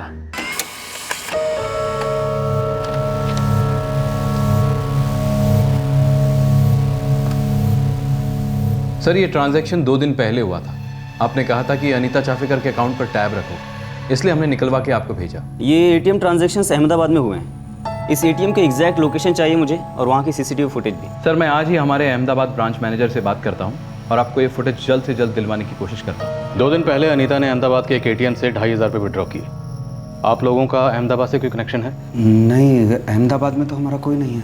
हम लोग अभी अहमदाबाद के लिए निकल रहे हैं। सीसीटीवी फुटेज की मदद से हम उसे ढूंढ लेंगे। आप ज़्यादा परेशान मत होना। परेशान क्यों ना हूँ सर, मेरी अकेली बेटी अनजान शहर में। सर, मैं चलूँगा आपके साथ। बच्चे के साथ बात करने में मदद मिलेगी सर।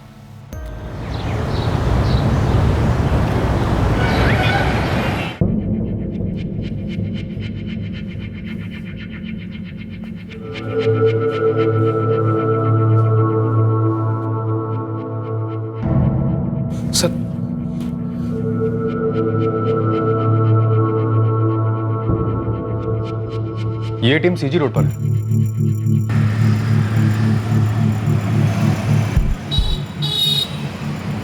ये फुटेज हमारे काम की ज़रूर है, लेकिन इससे हमें कोई खास लीड नहीं मिल पा रही। अभी भी ये पता लगा पाना मुश्किल है कि अनीता इस वक्त कहाँ है। जैसा कि आप बता रहे थे कि उसके अकाउंट में ज़्यादा पैसे हैं नहीं, तो जाहिर सी बात है कि ये किसी महंगे होटल में नहीं ठहरी होगी। सर, मैंने उसकी मुंबई की सहेलियों से बात की है।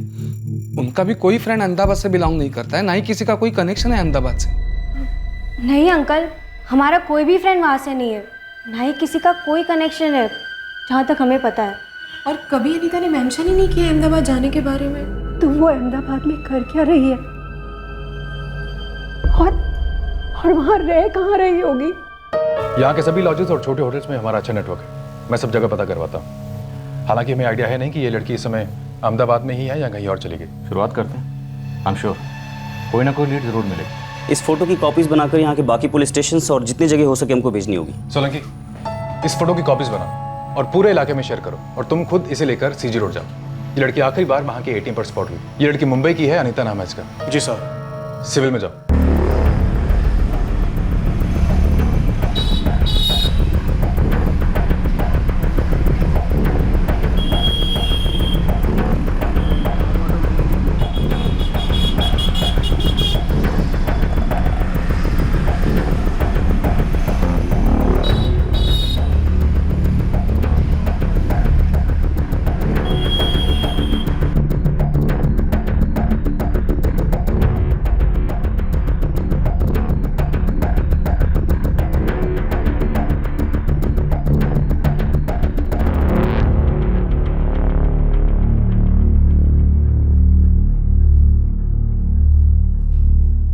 वो शायद अहमदाबाद से भी आगे निकल गई होगी। अभी तो कुछ बोल नहीं सकता रमेश दादा, लेकिन हमारे मुंबई के 2 ऑफिसर्स और यहाँ की पुलिस मिलकर काम कर रही है। अनीता के सब फोटोग्राफ्स, डिटेल सारे शहर में फैला दिए गए हैं। मैंने उसका अकाउंट दोबारा चेक किया है, 2500 के बाद कोई विड्रॉल नहीं हुआ है। आप अब वहीनी को संभालो, अर्चना को संभालो। वही कर रहा हूँ रे, लेकिन जैसे जैसे एक एक घंटा बीतता है ना, दिल में अजीब अजीब से ख्याल आते हैं।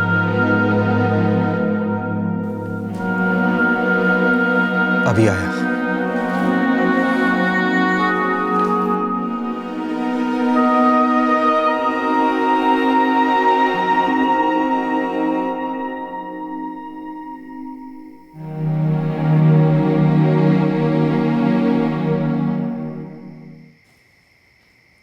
अर्चना बेटे, एक बात सच सच बताइए। मैंने आपसे कभी झूठ बोला है बाबा? शायद मैंने पहले कुछ सवाल पूछे ही नहीं। कैसे सवाल बाबा? अब आप ताई जैसे बात कर रहे हो। क्या तुम हम दोनों से, तेरी आई और मुझसे नाराज हो?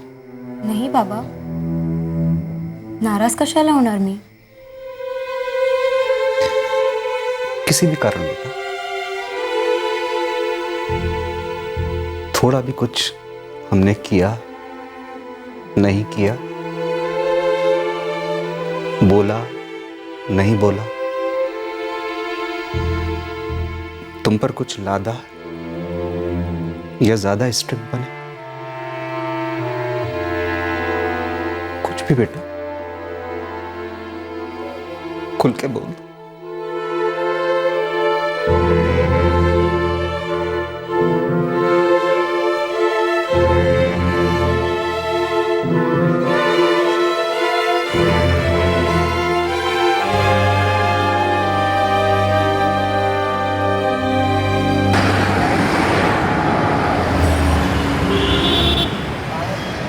साहब, सीजी रोड में भगत मोबाइल शॉप है और दुकान के मालिक भगत ने लड़की को पहचान लिया है। क्या खरीदा वहां से, फोन या सिम कार्ड? नहीं साहब, सिम कार्ड तो नहीं खरीदा, लेकिन 1500 रुपए का मोबाइल खरीदा है और बिल मेरे सामने है। उस बिल पर उस इंस्ट्रूमेंट का IMEI नंबर जरूर लिखा होगा। हाँ लिखा है साहब। बिल लेकर जल्दी यहाँ। और एक बात है साहब। क्या?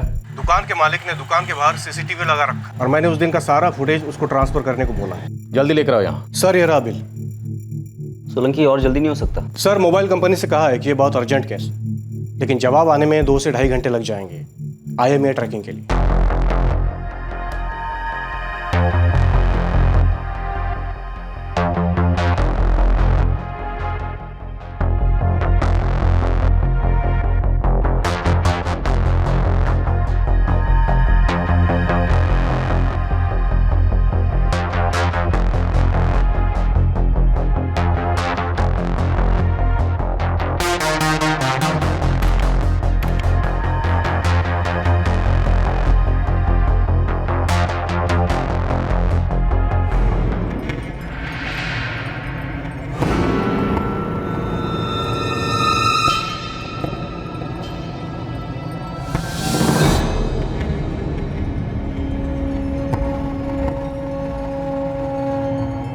सर, मैंने तो पहले कभी नहीं देखा इसे। कौन है ये? यार ये है कौन? पता नहीं यार, क्या चल रहा था अपनी अनीता की लाइफ में। नहीं बाबा, मैं इसे नहीं जानती।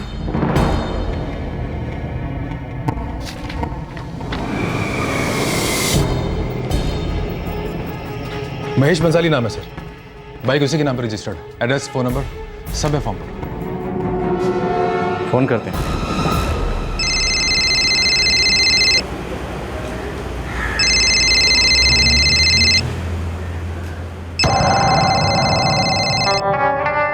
हेलो, महेश बंसाली जी आप कौन बोल रहे हैं? GJ1H376R तुम्हारी बाइक का नंबर है? हाँ भाई, मेरी बाइक का नंबर है, लेकिन आप मेरी बाइक का नंबर मुझे क्यों बता रहे हैं? आप हो कौन?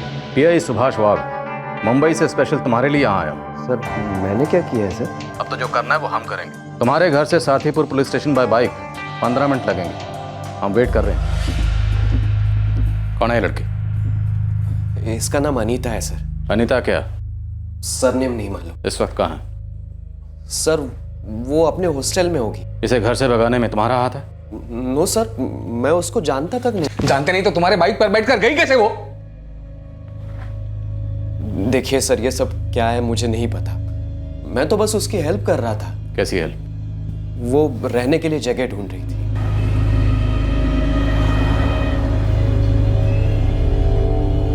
Excuse me. यस। पता नहीं कैसे पूछूं आपसे, बहुत ऑकवर्ड लग रहा है। क्यों, क्या बात है? वो एक्चुअली ना मैं शहर में नहीं आई हूँ और रहने की कोई जगह खोज रही हूँ। आपको यहाँ आसपास कोई हॉस्टल पता है? वर्किंग वुमेन हॉस्टल जैसा कुछ, लो से लो बजट और डिसेंट एंड सेफ। वैसे आप करती क्या? Love and latte coffee shop है ना यहाँ पर, अभी अभी मुझे वहाँ जॉब मिली है। वैसे यहाँ पास में एक लेडीज़ हॉस्टल है। कहाँ? यही यूनिवर्सिटी के पास। आप मुझे यूनिवर्सिटी तक का रास्ता बताएंगे? एक्चुअली मैं भी यूनिवर्सिटी के पास ही जा रहा हूँ। इफ़ यू वांट मैं आपको ड्रॉप कर सकता हूँ। Thank you so much. आपको कोई प्रॉब्लम नहीं होगी? No no please sit. Sir उस हॉस्टल में मेरे ऑफिस की कुछ लड़कियाँ रहती हैं। मैंने मेरे कलीग को फ़ोन किया और उसका एडमिशन वहाँ करवा दिया। सोशल वर्कर हो? नो सर, मैं तो बस उसकी हेल्प कर रहा था। यहाँ तक कि उसके पास डिपॉजिट के पैसे भी नहीं थे। वो भी तुमने दिए? हाँ सर, मैंने ही दिए।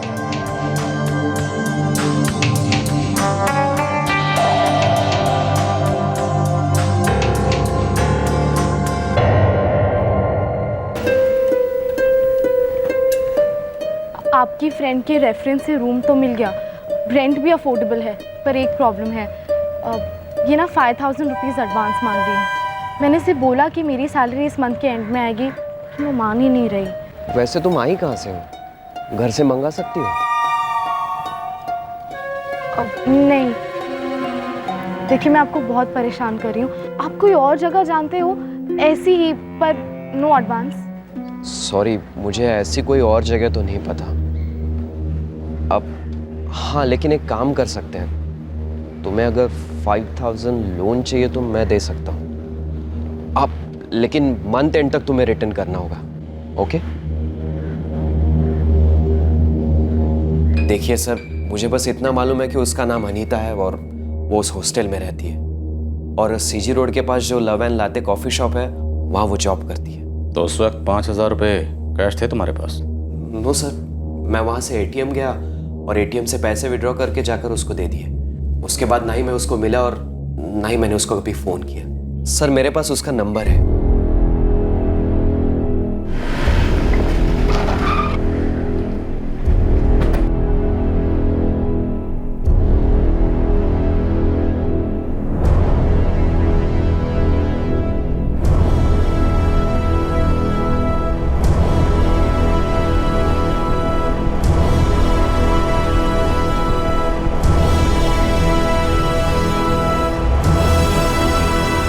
बेटा, नीता, तो ठीक तो है ना बेटा?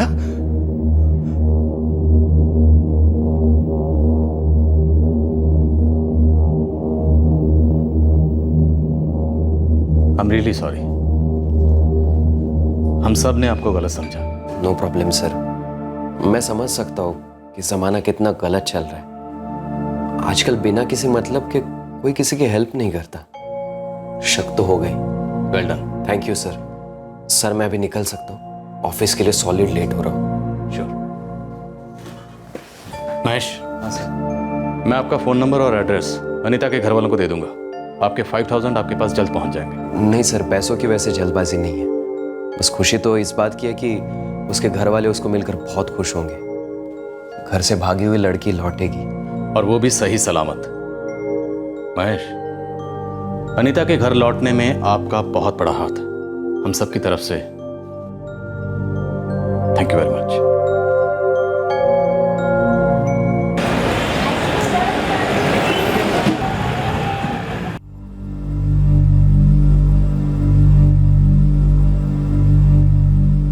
आई एम सॉरी सर, मुझे नहीं पता था कि इतनी बड़ी प्रॉब्लम हो जाएगी।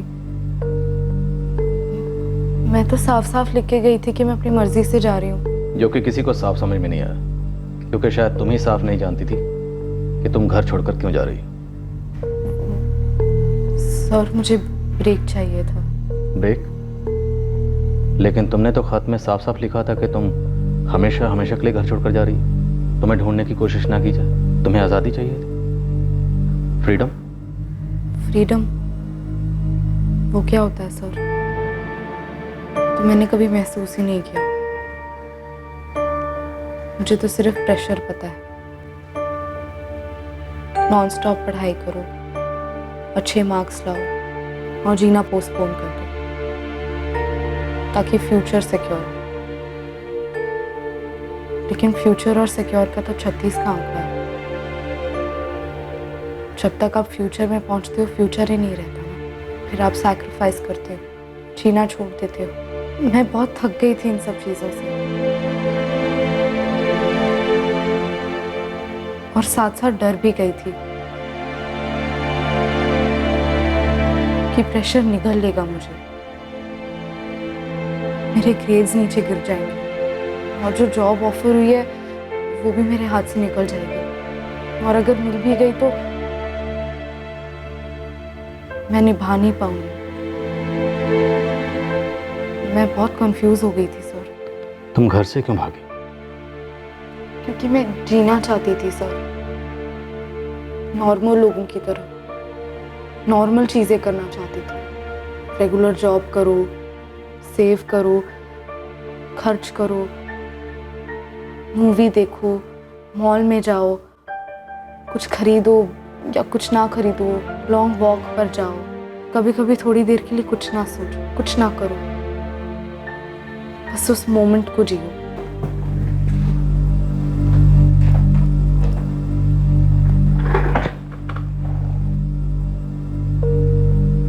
अनीता, मेरे 2 छोटे छोटे बच्चे हैं। इस वक्त मैं तुम में अपने बच्चों को देख रहा हूं। इसलिए एक पुलिस वाला होने के साथ साथ एक बाप होने के नाते ये सोचकर भी मेरी रूह कांप उठती है कि अगर अहमदाबाद में तुम्हें महेश जैसा डिसेंट और हेल्पफुल आदमी ना मिलता तो तुम्हारे साथ क्या हो सकता था। अगर तुम्हारे साथ कुछ भी गलत हो जाता तो तुम्हारे आई बाबा पर क्या गुजरती, तुम्हारी बहन पर क्या गुजरती, तुम्हारे दोस्तों पर क्या गुजरती। और जो मुझ पर गुजर रही थी सर, वो तो शायद हर दूसरे बच्चे पे गुजरती है और किसी को उसकी भनक तक नहीं पड़ती। मुझे भी नहीं पड़ी, सिर्फ प्रेशर फील होता था और मन में जो भी बातें कहने को होती थी, प्रेशर उसे क्रश कर देता था। तुम मत होने दो क्रश। प्रेशर से अपने आप को क्यों क्रश होने देती? तुम्हारे अंदर जो भी कश्मकश चल रही है उसे शेयर करो। तुम्हारे सर्कल में जो लोग हैं उनसे शेयर करो। और अगर तुम्हें लगता है कि वो खुद इस प्रॉब्लम का हिस्सा हैं तो किसी बाहर वाले से शेयर करो। और फिर भी अगर कोई हल ना निकले तो किसी साइकियाट्रिस्ट या काउंसलर की मदद लो। प्रॉब्लम से भागना कभी किसी प्रॉब्लम का हल नहीं होता। तुम एक इंजीनियरिंग स्टूडेंट हो तो क्रेस्ट एंड ट्रफ्स को तो अच्छी तरह से समझती हो, है ना? तो लाइफ भी तो वैसी ही है, कभी ऊपर कभी नीचे, कभी तकलीफें पीक पर, खुशियां बॉटम पर। कभी खुशियां पीक पर, तकलीफें बॉटम पर। और तुम तो एक स्ट्रांग लड़की हो। अहमदाबाद जैसे अनजान शहर में जाकर तुमने खुद के रहने के लिए एक जगह ढूंढ ली, जॉब ढूंढ ली। काबिल तारीफ है। सर एक बात बोलूं? बोलो। मेरा लाइफ में सुसाइड करने जैसा कोई प्लान नहीं था और ना ही कभी होगा।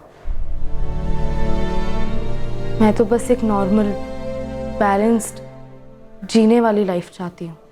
अब एक बात मैं बोलूं, अपने आई बाबा को अपना दोस्त बनाकर देखो, अपना भरोसेमंद दोस्त। उनसे बात करो, अपनी प्रॉब्लम उनसे शेयर करो।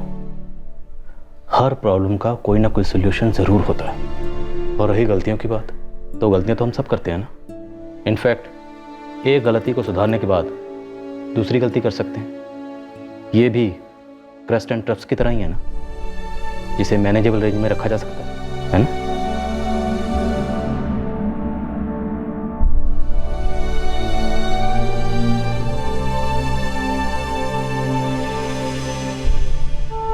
आई, बाबा,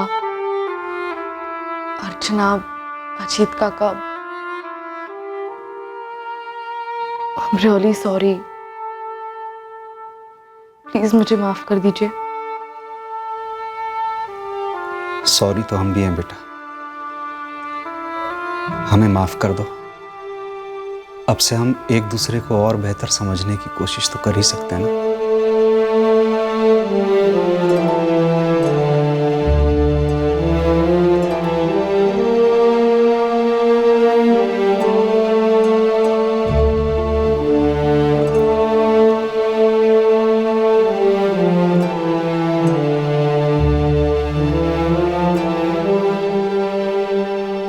प्रिंसिपल साहब, thank you so much. Anita के जो 2 एग्ज़ाम मिस हो गए थे, उन्हें दोबारा कंडक्ट करके आपने अनीता को और उसकी ज़िंदगी को एक दूसरा चांस दिया। Thank you sir. चलो अच्छा हुआ कॉलेज अथॉरिटीज़ ने समझदारी से काम लिया।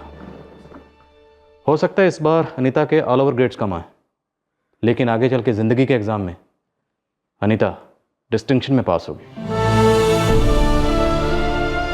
अनीता और उसके माता पिता ने तय किया कि अब उनके बीच और खुलकर बातचीत होगी और जिंदगी एक नए सिरे से जी जाएगी। जरूरत पड़ी तो वो लोग काउंसलर की मदद भी लेंगे।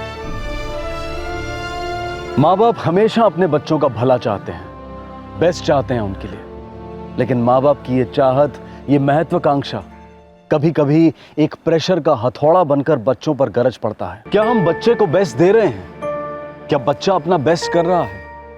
इस बेस्ट को समझना आसान नहीं है। शायद ये बेस्ट कोई मंजिल नहीं, बल्कि एक नामुमकिन सा रास्ता है जिस पर कई मुसाफिर फिसलते हैं, टूट जाते हैं, खासकर कोमल दिमाग और नरम दिल वाले टीनेजर्स। मेहनत और लगन से तरक्की हासिल करना बहुत ही काबिले तारीफ काम है, लेकिन अपने आप को खुशी देने वाला काम करना भी एक तरह से तरक्की हुई ना। अच्छे नंबर बहुत अच्छे होते हैं, इसमें कोई शक नहीं, लेकिन जिंदगी को नंबरों में कैसे तोला जा सकता है, कैसे बांधा जा सकता है? अच्छे ग्रेड्स इंसान की हर खूबी, हर हुनर, हर गुण का प्रमाण कैसे हो सकते हैं? सिर्फ 75 के ऊपर के नंबर ही अहम नहीं होते, बल्कि हर नंबर की अपनी अहमियत है। कई बार सुनने में आता है कि जो जीता वही सिकंदर। इस पर चर्चा की जा सकती है, पर यह भी समझना जरूरी है कि जो जीता है वो भी सिकंदर ही है, यानी कि जान है तो जहान है। फिर मुलाकात होगी अगले एपिसोड में और खुलासा करेंगे एक और जुर्म का। तब तक सतर्क रहें, सुरक्षित रहें और देखते रहें क्राइम पेट्रोल सतर्क। सबक एक को सीख हम सबको। जय। क्राइम पेट्रोल के और भी दिलचस्प कहानी देखने के लिए हमारे चैनल को सब्सक्राइब करें और बेल आइकॉन दबाना न भूलें।